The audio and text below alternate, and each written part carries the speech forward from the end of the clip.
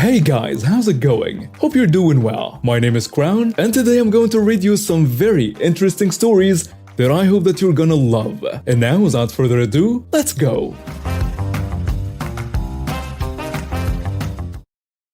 I worked in a yum job place in Singapore a few years ago. We are not really high-end, but we do have varied menu, which our customers love. Normally, people order 3 to 5 items per person, and it's more about the tea and conversation. Apparently, not for inconsiderate customers. It was a sunny afternoon. Yum cha is usually a brunch time activity, so we weren't that busy. Enter the annoying rude customers, a middle-aged couple who proceeded to order the whole menu. The whole menu. That's about 40 items, and we had to move them to a bigger table. Due to the unprecedented volume, my manager had to confirm with the store owner and the kitchen. Before he asked, yes, I did try to convince them otherwise. The manager did as well. Nope, they wanted the whole menu.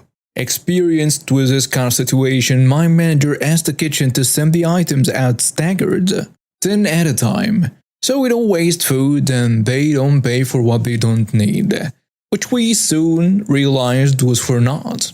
They ate it like a sampling tray, sometimes eating only the shrimp on top of the siumai. They were obviously waiting for everything, so we served everything, and by the end, there wasn't a clean plate in sight. They obviously enjoyed it a lot though and asked for the check. $300? What costs $300? Exclaimed the man. I froze for a while. I did not expect this reaction. Sir, that was 40 items. I can check the menu again, but it's reasonable for it to cost that much. I will not pay, it's too much. The man took out his phone and started dialing. I am calling the police. You are exploiting me for money. I won't take this. I tried to say something, but my manager stopped me. We do apologize, sir. What about I call the store owner and see if we can strike a discount? You better. The woman broke the silence and said that. Then proceeded to light a cigarette in a restaurant, looking annoyed and offended. The man put down his phone. He wasn't calling anyone. The manager went to call the store owner and hinted to me to inform the police. Remember, this is in Singapore. Smoking indoors is a serious offense. My manager returned with bad news. The owner is upset and won't concede. So the man threw a fit and smashed one of the baskets on the ground. To be honest, I was relieved at that stage because the police were coming, and this could only help our case. In a few minutes, the police arrived. Both customers' attitudes flipped, and they started a sobbing story about how big restaurants bully poor customers. All the while, the police never took their eyes off the giant table stacked with steam baskets and the one smashed on the ground. After their story, the police picked up the cigarette butt on the table. Did you smoke here, madam? After some further questioning, the customers went with the police. The next time I heard about them was when my manager told me they were mandated to pay in full, including damages. A big cherry on top is that the lady was fined $200 for smoking in enclosed areas. First, I will tell you about my crazy brother. Growing up, he was always a clown doing voices and antics to keep everyone laughing. He was shameless and getting a good laugh from everybody. On top of that, he was always a tough guy and a fighter, but he always stuck up for the underdog and was never a bully. He was also built 6'4" and 220 pounds and had NFL tryouts as a tight end. Fast forward 40 years, decades of undercover drug work and then bounty hunting some of the worst cases in the country have taken their toll. He is a middle-aged, grizzled, tough guy that has been beaten down but not defeated. We were both at my mother's place on the southeast coast, visiting, and had to go to the local Piggly Wiggly for supplies. While checking out at the register, a stereotypical native NJ Karen, 45, short, skinny, just ate a lemon look on her face, big black hairdo, and all walks up to the bagging end of our line and shoves a $20 bill in the young checkout girl's face, demanding change. In a meek voice, the girl tells Karen that she cannot give her change. She will have to go to customer service. Karen reacts like all Karens, but since this was a native New Jersey Karen, she did it in an extra nasty manner. She started screaming at the poor girl about, "I need to get filtered water. You need to give me change now." The girl said again in an even quieter voice that she was not allowed to make change. After several rounds of this, the little girl was getting quieter and quieter. Karen finally screamed, "It's not my fault you're so fat and stupid. You have to work here. Now give me change." The girl, with tears in her eyes, tried to respond again but could not even make a sound. Just then, my 55-year-old, 6'4", 240-pound brother took a step towards NJ Karen and started barking at her. This is not just a slight bark or even a normal loud bark. This is the loudest, deep-chested, most obnoxious bark any human being is capable of creating. Every time New Jersey Karen starts to open her mouth, he starts barking. Karen does not give up easily, and it takes a good 3 to 4 rounds of barking to drive her off to the customer service desk. By this time, all the shoppers and a little checkout girl are laughing as hard as they can. Trust me, all Southerners dislike the native NJ Karens that have infiltrated their coastal community much like the bad machine dirty Canadian G's. With Karen gone, the little checkout girl finished checking us out as I paid. My brother handed her a $20 and said that's for having to put up with all the rude customers. The little girl started crying as that was probably 4 hours of take-home pay for her at the time. You would think this was the end of the story, but my brother is crazier than that. As we are walking out with groceries, we see the native NJ Karen at the service desk giving poor service guy trouble. So my brother starts barking at her again. She turns to complain to service guy, and every time she opens her mouth, she gets barraged with barking. She finishes getting her change and beats it out of the store. As we exit, we see the native NJ Karen pulling an empty water cooler jug out of the preferred native NJ Karen mode of transportation, a Cadillac Escalade, which she of course had left parked in the fire lane. She had needed the change to fill up her jug from the filtered water machine. She turns and sees my brother and is driven in the way that all Karens are driven to have the last word. She starts to scream at my brother and he starts to bark at her until she finally gives up, broken in glorious Karen defeat. We get to my car and my brother is in the most joyous mood I have seen him in years. He cannot control his hoarse laugh of sheer joy. I start to pull out and he says, "Drive by her car." I drive by and my brother puts his window down, sticks his entire upper body out the window, and starts barking at her all the way through the parking lot. As we pass, she runs out into the lot and takes a picture of my license plate with her cell phone. I wish I could have heard the response of the police when she asked them to go question me 3 states away about someone barking at her. Of course, she was a native NJ Karen and probably told the police that we tried to murder her. But she does not realize that Southern police hate native NJ Karens just as much as everyone else. So it happened. I finally met my first Karen after 19 years. I've met many people with a Karen haircut, but they have all been nice. Not this time though. I work at a well-known corner shop in the UK. We also happen to have a well-known sandwich shop as part of our shop. Now they have a fancy coffee machine that makes lattes and all the fancy coffee. So we all tend to use that to get tea or coffee. Sometimes they'll offer to make one for us. In the mornings, there is usually only one person making sandwiches, and we always have 2. One supervisor and one sales assistant. Well, this morning I was behind their counter making myself a cup of tea because I hate coffee and I only know how to make tea on the machine. The sandwich store employee was out in the warehouse sorting out their delivery when Karen came in and caught me. I had my back to her, minding my own business. Now bear in mind our uniforms are completely different.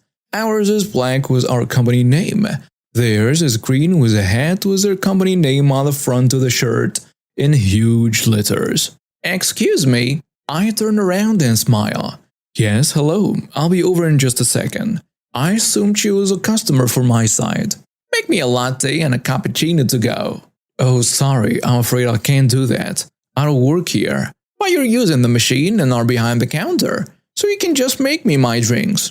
No, I'm sorry, I don't know how to make the drinks you want, and I don't work for the sandwich shop.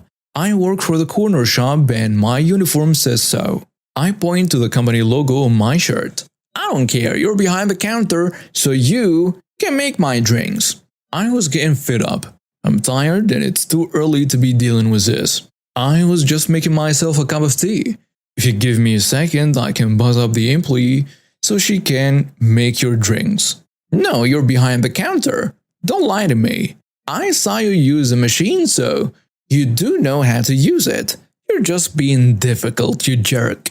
Look, I am not lying to you, and I don't appreciate you talking to me like that. I start to walk to the door to go to my side of the shop with my tea. Don't you dare walk away from me, you witch. By this point, I've had enough, so I carry on walking to my side when she grabs my arm, making me spill my tea over both of us. Great. I'll have to clean that up. I ignore her and keep walking and immediately buzz my supervisor up. Karen's still having a go at me and screaming about how I threw my tea over her. Luckily, the supervisor finally heard all the commotion and came over. What's the problem here? I tried to get some help from this employee here and she ignored me. When I went to ask her again, she threw her drink on me. Look, it's burnt me. She proceeds to show the supervisor where the tea landed on her arm. What? That's not true. I was making myself a drink and explained to her that I couldn't make her drink for her. When I said that, she got all mad and grabbed me, making me spill my drink. Go watch the cameras. At this, Karen looks a little scared but still kept her story. The supervisor goes to look at the cameras and I go back behind the counter to serve other customers. Karen stood quietly by the door and I'm surprised she didn't try to leave. The supervisor comes back out and proceeds to bang Karen for laying hands on me. She was fuming but ultimately left when the supervisor threatened to call the police for assault. I now have the satisfaction of seeing her face plastered on our wall of shame every time I work. Many years ago, I got a job working in a retail store. This store and two others were owned by a young couple and another young woman. I worked there happily for about a year and became very good at my job, which included reminding the owners when stock needed replacing, merchandising, and so on. At one point, we lost a few staff in rapid succession, leaving myself and my friend as the only long-term staff. Then my friend was offered a managerial position with one of our competitors, so she left as well. This left me to train all the new staff, run the floor, deal with the vendors, place orders, do pricing, basically manage the store. So I approached the owners about being named the new manager since I was already doing the job just without the pay or title for several months. They said that sounds great, but we'd like you to do a management course before we make it official. But before you do that, can you just wait a couple more months until all the new staff have been trained? I naively agreed to do this, thinking long term it would be to my benefit. During the waiting time, one of the new staff got very chummy with the owners. She had never worked retail before, wasn't particularly good at the job, but was super friendly to them. Next thing I know, they have appointed her the new manager. Needless to say, I didn't take this news particularly well, especially considering she was still constantly asking me how to do things. Let's just say my attitude toward work changed drastically. I no longer cared. Stock was getting low, well, not my job. Next week's roster hasn't been done.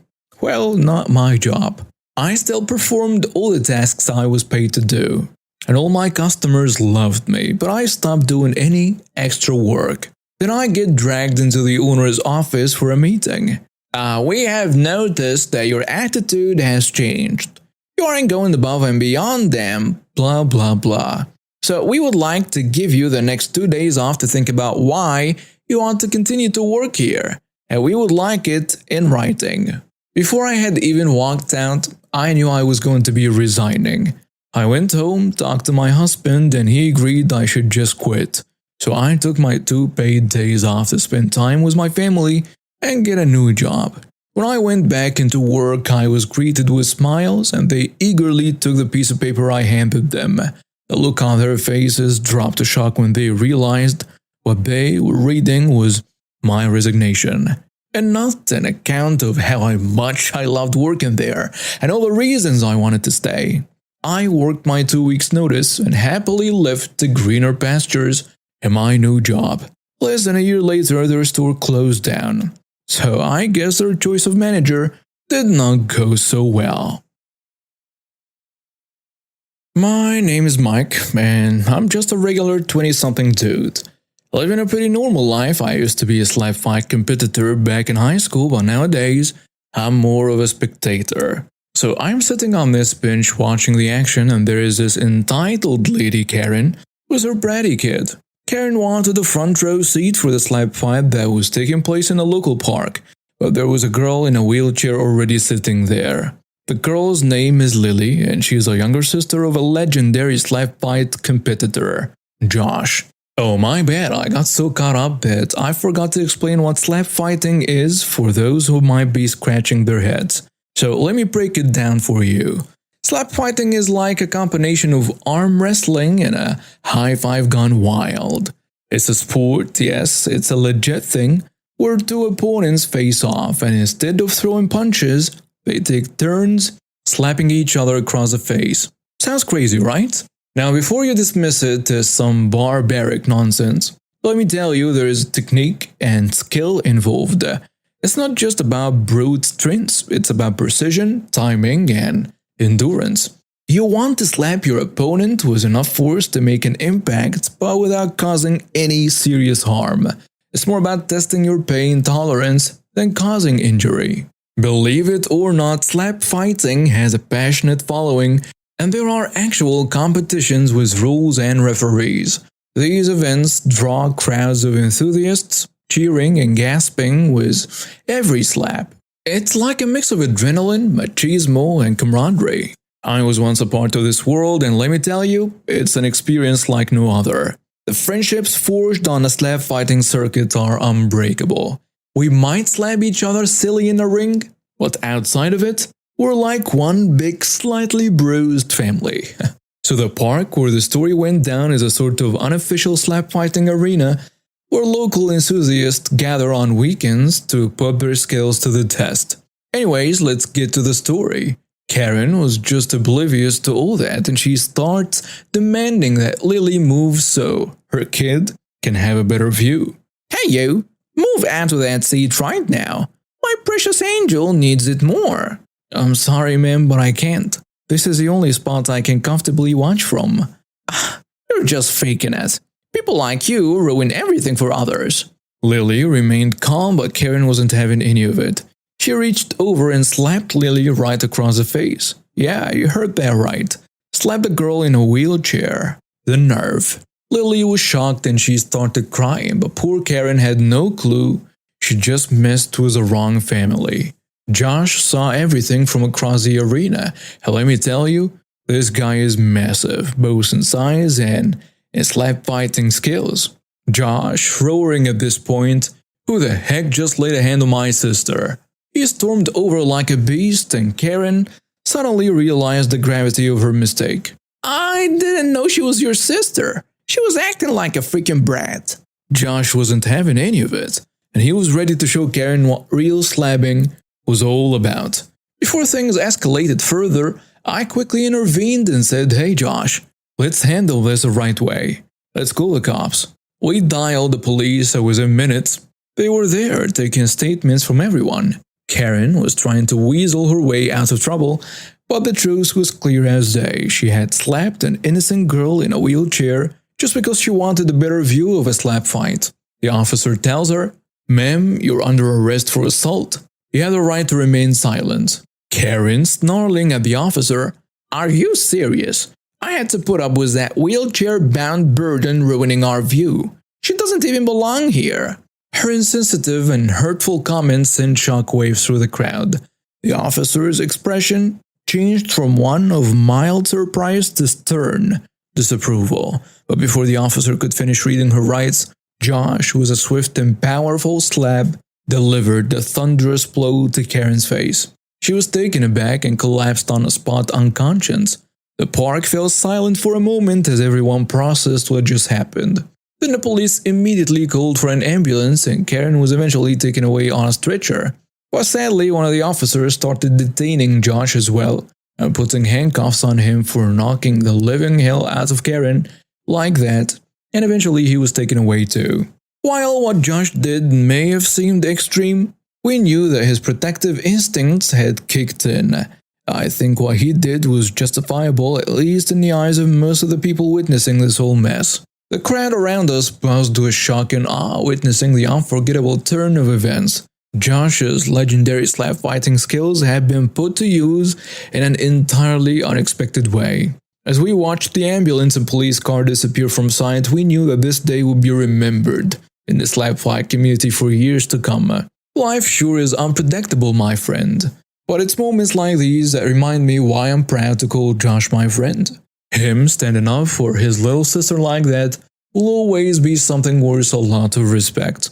Our story will be temporarily paused here as I don't have more to share right now. Based on my current knowledge, I'll surely follow what'll end up happening to Josh and we'll keep you guys posted once things get clearer. I worked at a company straight out of high school that deals with sports/workwear as well as branding. I went into the interview for a store man responsible for the cage, a place where we kept orders that were ready to be delivered as well as orders that are still awaiting payment. I started in early 2018 and it went well for the first 2 months. Then I found boxes of orders from more than 6 years ago and asked my boss about it. Her answer was to move me from the warehouse to the financial department to find out why they are still there. First, I know almost nothing about finance. Secondly, as a guy of over 2 meters tall sitting at a desk in a small office just doesn't work for me. But it came with a new job title, finance administrator, whatever that is, and a pay raise. So fine with me. Getting paid more for the same job and all I have to do is go through some old papers as well. Sign me up.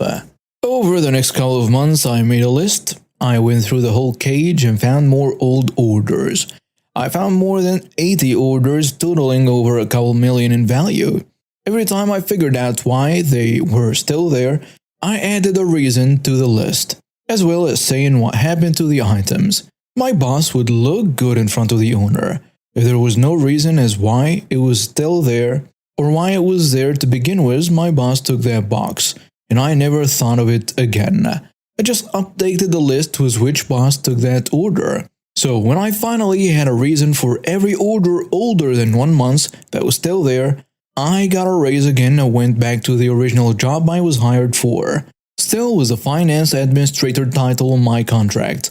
I was suddenly called to my boss's office where I was told I was useless and not doing my job, and I was promptly fired. And here is where my revenge comes in. That list I had was on my computer and the only copy of the list was in my personal email as I would work from home sometimes. I hand-wrote the list and then typed it at home, so when I went to hand in my laptop, I made sure to remove everything that I did from it. No list, no emails, nothing left. I then contacted a lawyer to ask for advice. My dad recommended I do this, saying they have no valid reason for firing me. My lawyer had a field day with this case, so I got more than 2 years worth of pay, my full contracted time, as well as an apology from my ex-boss. But it doesn't end there. I contacted the owner of the company and informed him that I still had that list, and how my boss had fired me without reason, cost the company money, and how she took stock if I couldn't find a reason as to why it was still there. He informed me that he would look into this, and I sent him the list out of good faith. He was a nice guy the few times I met him. Finally, today I was talking to a friend that still works there. I was told that the police had shown up and had dragged that boss away in cuffs for stealing stock. I think this qualifies as pro-revenge because it wasn't pity. This just happened, well finalized yesterday. Note, please don't message me asking for videos and Facebook posts and things. I promised my wife that I can tell my stories on here, but not share anything like pictures or videos. Plus, we don't want her face plastered over the internet.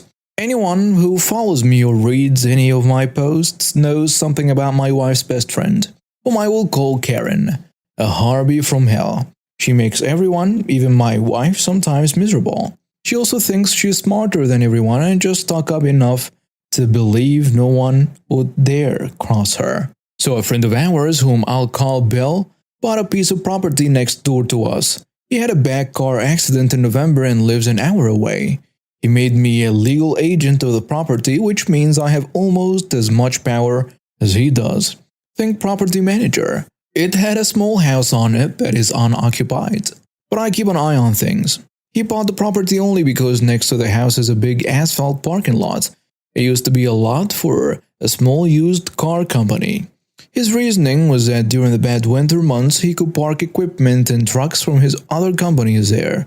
So he also had me put up huge no parking, violators will be towed at owner's expense signs all over around it. So he also had me put up huge no parking, violators will be towed at owner's expense signs all around it.